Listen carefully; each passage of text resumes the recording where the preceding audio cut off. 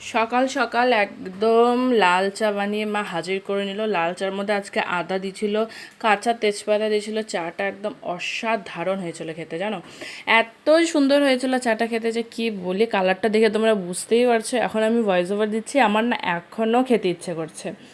আমার দ্বারা আবার না লাল চাটা অত ভালো হয় না। দুধ চাটা আমি মোটামুটি বানাতে পারি, খুব একটা যে ভালো তা না, কিন্তু লাল চাটা আমি একদম বানাতেই পারি না। তাই আমার ভাইও খুব ভালো লাল চা বানায়। তো লাল চা আর হচ্ছে মায়ের দিক দিয়ে পাঁপড় দিয়ে বাদাম দিয়ে মুড়ি ভেজেছে। তো এটা হলো আমাদের সকালের খাবার। এদিকে আমি একটু মোবাইলে কাজ করছিলাম। এদিকে দেখো আমি কালকে যে ভিডিওটা পোস্ট করেছি মিনি ব্লগ, সরি আজকে, সেটাই আমি হচ্ছে মানে আমার মা দেখে, তো মাকে বের করে দিলাম। তো চলো এদিকে হচ্ছে সকালে চা নাস্তাটা করে নিই। আর আজকে অনেক কাজ আছে, টুকটুক করে সবগুলো কাজ করব, কিন্তু কতটা তোমাদের সাথে শেয়ার করতে পারবো সেটা জানি না। তার কারণ হচ্ছে আমি বেশি লং ভিডিও দেই না, তো সব কাজ শেয়ার করলে তো অনেক লম্বা ভিডিও হয়ে যাবে, তার জন্য। আর চাটা চুমুক দিতে না একদম অমৃতের মতন লাগলো। তো যাই হোক, এদিকে দেখো সকালবেলায় আমি উঠে ওয়াশিং মেশিনটা চালু করে দিয়েছি। দুদিনের কাপড় ছিল, সেই কাপড়গুলো সবগুলো দিয়ে ওয়াশিং মেশিন চালু করে দিয়েছে। তারপরে চা খেতে বসেছি। পরে দেখলাম যে হয়ে গেছে আর কি, মানে 2 মিনিট বাকি ছিল, হয়ে গেছে। আজকের টাইটেল আর থাম্বনেল দেখে তো তোমরা বুঝেই গেছো যে আজকে ব্লগটা ঠিক কিসের ওপরে। এই দেখো আমার একটা সুন্দর ভ্যানিটি ড্রেসিং টেবিল, যাই বলো না কেন তোমরা, এটা না আমার অনেক দিন ধরে শখ ছিল, ইচ্ছে ছিল আর কি। খুব সুন্দর, অনেক কটা দোকান ঘুরে নিজে পছন্দ করে নিয়ে এসেছি কাল রাতে। কাল রাত 10টা সাড়ে 10টা নাগাদ এটা আমাদের বাড়িতে ডেলিভারি করে দিয়েছে দাদা।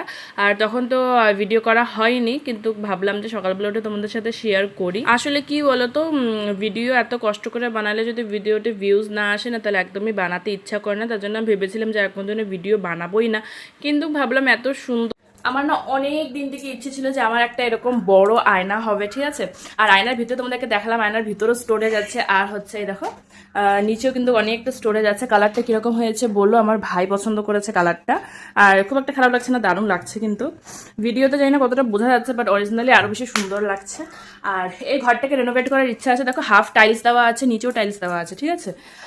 কিন্তু এই যে ওয়ালগুলো আছে না, ওয়াল বাকি আছে, সিলিং বাকি আছে, ওয়্যারিংয়ের কাজ বাকি আছে, দরজা লাগানো বাকি আছে, অনেক কিছু বাকি আছে।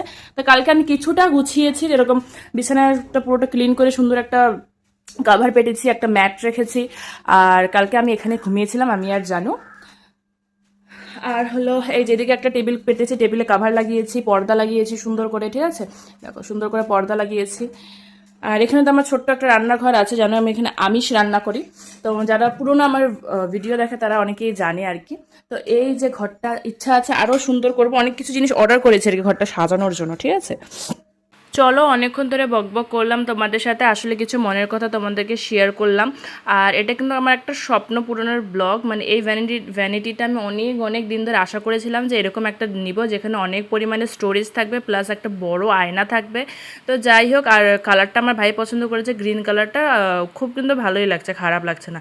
যেহেতু আমাদের পুরো ওয়ালটা হোয়াইট করার কথা আছে। আর অনেক জিনিস কিন্তু আমি অর্ডার দিয়েছি মেশোতে, ফ্লিপকার্টে। তো সব কিছু জিনিস আসলে পরে তারপরে দেখি কতটা কি করা যায়। আসলে কি বলতো, আমি তো এই বাড়িতে থাকি না, কিছু দিনের জন্য আসি, তো সেরকম করে আসে না, হয় না। আর যদি এই বাড়িতেই থাকতাম তাহলে তো এতদিনে এই রুমটা এরকম থাকতোই না। আমি যখন আসি তখন একটু টুকটুক করে কাজ করার চেষ্টা করি, যতটা করতে পারি। তো এদিকে দেখো শুকনো কাপড়গুলো মেলে, সরি ওয়াশিং মেশিনে কাপড়গুলো ধুতে দিয়েছিলাম না, সেগুলো শুকিয়ে গেছে আর কি, ধোয়া হয়ে গেছে। তারপরে আমি মেলে দিলাম। আর আমি যেখানে থাকবো সেখানেই হচ্ছে জানুও থাকবে। তাই ও ঘুরঘুর করছিল, আর ভাবছিলাম যে জানু পেন্টু পরে নাই, তো পেন্টু না পরলে কী হয় আর কি, তোমরা তো বুঝতেই পারছো, চাইল্ড সেফটি অ্যাক্ট দিয়ে দেয়। তো ভাবলাম যে না, ওকে আগে সরিয়ে দিই, তারপরে আমি আমার কাজগুলো করি।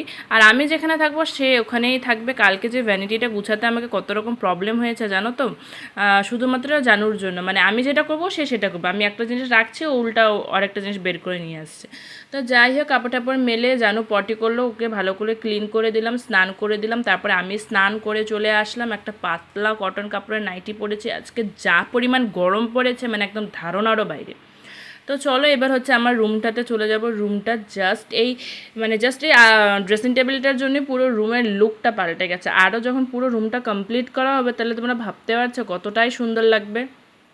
সত্যি আমার খুব ইচ্ছে ছিল, কিন্তু ইচ্ছে থাকলেও উপায় নেই, কয়দিন পরে আমাকে এই রুমটা ছেড়ে চলে যেতেই হবে।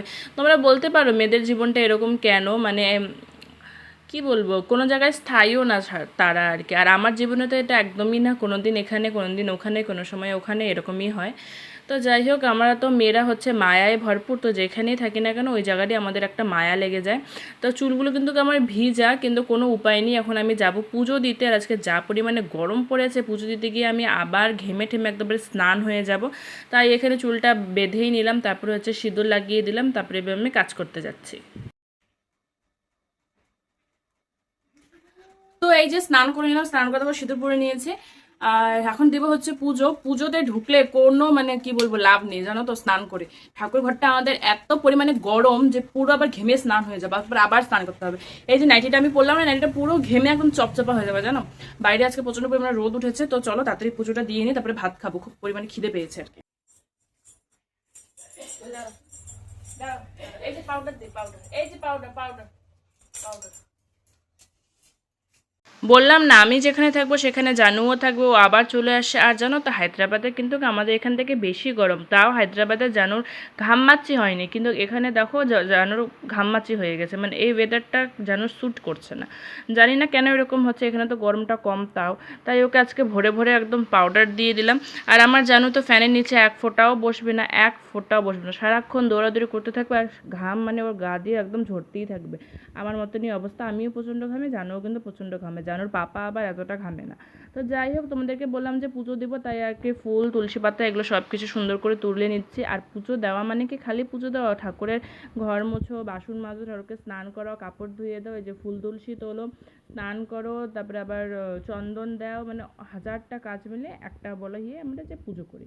তো যাই হোক, এখানে আমি পুজো করে নিচ্ছি। আর আমার মার তো সারাদিনই ঠাকুর ঘরে থাকে, সারাদিন মানে সারাদিন ঠাকুর ঘরে থাকে। এদিকে ফুল তুলসী নিয়ে এবার আমি চলে যাচ্ছি।